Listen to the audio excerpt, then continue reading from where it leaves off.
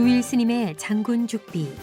이 시간은 사회적 이슈가 되는 문제와 사건들을 소개하고 불교적 관점에서 재해석해보는 시간입니다. 도일 스님은 마국사에서 원해 스님을 은사로 출가한 후 미얀마 국립불교대학인 ITBMU와 스리랑카 페라데니아 대학에서 석사를, 영국 런던대에서 박사과정을 이수하시고 현재 대구시 동구 도동 구룡사 주지 스님이십니다. 그럼 도일 스님의 장군 죽비 지금부터 함께하겠습니다. 안녕하십니까. 마음치유 행복도량 803 구룡사주지 도일입니다. 오늘은 현대인들을 가장 많이 괴롭히는 화에 대한 명상의 시간을 갖고자 합니다. 화는 왜 나는가 라고 물으면 자기 욕심대로 안 되기 때문에 일어나는 불같은 마음이라고 얘기할 수 있습니다. 이 불같은 화는 자신도 태우고 남도 태워버립니다. 화 한 번 내면 10년 공부 도로함이 타버리라는 말이 있으며, 분노는 그간 쌓인 공덕을 일순간에 태워버린다라는 말도 있습니다. 화는 탐진치, 즉 욕심내는 마음, 화내는 마음, 어리석은 마음 중 하나이며, 이 탐진치를 삼독이라고 하며 우리를 파멸과 불행으로 이끕니다. 독이라는 말은 탐욕, 성냄, 어리석음이 바로 자신을 괴롭히는 결과로 이어지는 마음의 작용이기 때문입니다. 이러한 탐진치 가운데 겉으로 드러나서 자신을 괴롭히는 것은 성냄이고, 속으로 숨어서 은근히 자신을 괴롭히는 것은 탐욕이며, 아주 깊은 곳에 숨어서 자기도 모르게 자신을 괴롭히는 것은 어리석음입니다. 불교 수행은 이 세 가지 탐진치가 일어날 때 그것을 수행 재료로 삼습니다. 이들이 이끄는 대로 말하거나 행동하고 생각하는 사람을 마음의 노예라고 하고, 일어나는 그 마음을 알아차림하는 사람을 마음의 주인이라고 합니다. 화내는 마음은 작게는 짜증에서부터 미움, 원망, 분노, 정오 등이 화나는 감정들입니다.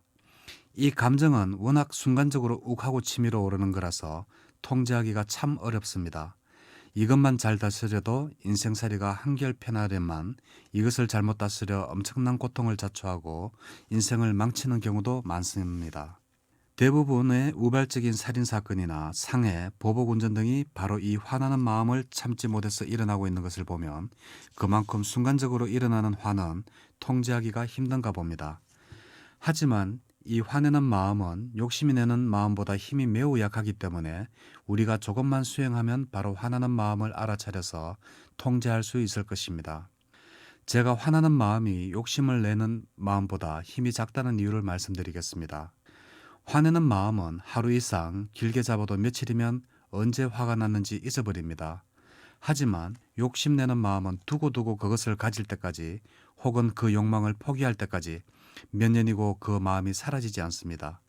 그러므로 욕심내는 마음이 화내는 마음보다 훨씬 힘이 세다고 할 수 있습니다. 그래서 경전에서는 이 진심을 아주 경계하여 이르기를 화 한 번 내면 100만 가지 장애의 문이 열린다, 또는 분노의 불길은 오랫동안 애써 쌓아온 공덕의 숲을 한순간에 태워버린다 라고 경고합니다. 많은 사람들이 버럭 화를 내고 바로 후회하는 경우가 대부분입니다. 그때 조금만 더 참을 걸 하면서 말입니다. 화를 내면 도움되는 건 별로 없고 오히려 관계를 악화시키고 상황을 더 복잡하게 만들어버리기 십상입니다. 화를 참으면 우울증, 답답증, 심장계통의 병, 심지어는 암까지 발생된다고 합니다. 그렇다고 화를 내버리면 시원하고 후련할 줄 알았는데 오히려 찜찜하고 서로 상처가 되고 마음이 무겁고 습관화가 된답니다. 부처님께서는 1차 화살을 맞을지언정 2차 화살을 맞지 마라 라고 말씀하셨습니다. 1차 화살이란 이미 발생한 일이고, 2차 화살이란 1차 화살을 맞고 나서 홧김에 다른 곳에 소화되고 내가 내 자신에게 소화되는 화살을 의미합니다. 그러면 화내는 마음으로부터 자유로워지는 방법을 몇 가지 소개하겠습니다. 첫째, 알아차림을 해야 합니다.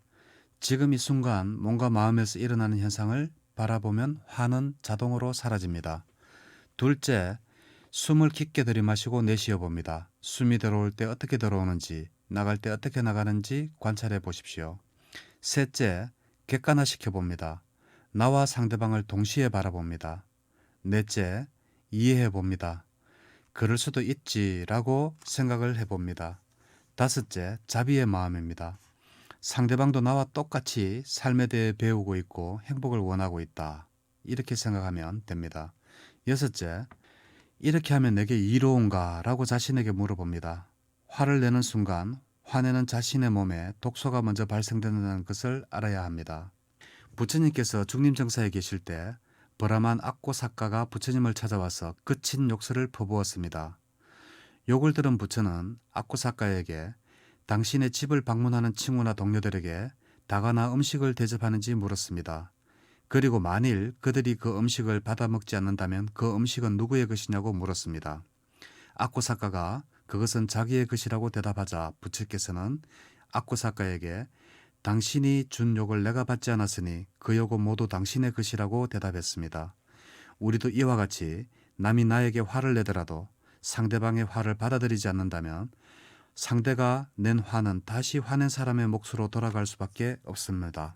일소일소 일로일로라는 말이 있습니다. 한 번 웃으면 한 번 젊어지고 한 번 화내면 한 번 늙는다는 말입니다. 오늘도 웃음꽃을 피우는 하루가 되시기를 바랍니다. 감사합니다.